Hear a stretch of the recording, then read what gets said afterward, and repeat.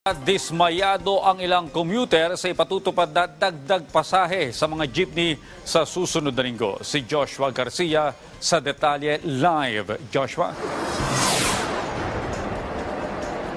Rise and Shine Pilipinas, Rise and Shine Audrey, umaaray na ngayon pa lang ang mga commuters na mabalitaan ang taas pasahe na ipatutupad ngayong Oktubre. Nila, kailangan na naman doon mag-adjust ang nilang daily budget. Audrey, gaya ni Ash Dizon na araw-araw nagko-commute papasok sa trabaho, hindi raw biro ang piso na itataas sa pasahe kasi kailangan na naman niyang kwentahin ang gastusin niya sa araw-araw. Opo, kasi kahit piso lang siya, sir, malaki rin po talaga ang impact niya. So, kailangan ko rin po mag-adjust dun sa kakainin ko. Mag-a-adjust din po ako sa mga bibilin ko kasi kailangan ko pong i-budget na naman po. Si Willie naman, regular ding sumasakay ng jeep, mabigat daw ang dagdag pasahe lalo't may 3 siyang anak na nagko-commute lang din papasok ng eskwelahan. Wala na, hirap na yung mga computers dito. Malaki. Malaki talaga.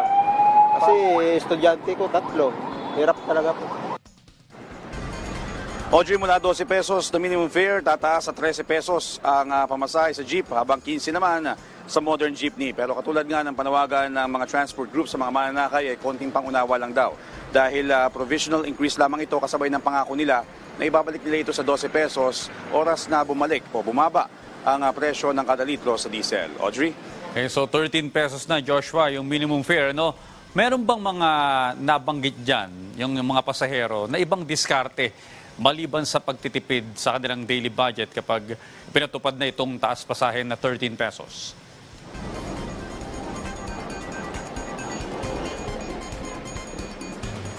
Yes, Audrey, may ilan tayo nakausap na maliban nga sa paghihigpit ng sinturon ay didiskartehan na lang daw nila yung kanilang mga lakad o yung kanilang mga pag-alis. Kagaya ng mga pamimili sa palengke na imbis nga daw magpabalik-balik sa pamilihan ay kung posible mamimili sila ng kakailanganin nila o mamimili sila ng lahat ng kakailanganin nila para sa isang linggo nang sa gayon ay makamenos naman sa kanilang gastusin sa araw-araw. Audrey? Ayun, konting tipid na muna tayo. Maraming salamat sa iyo, Joshua Garcia.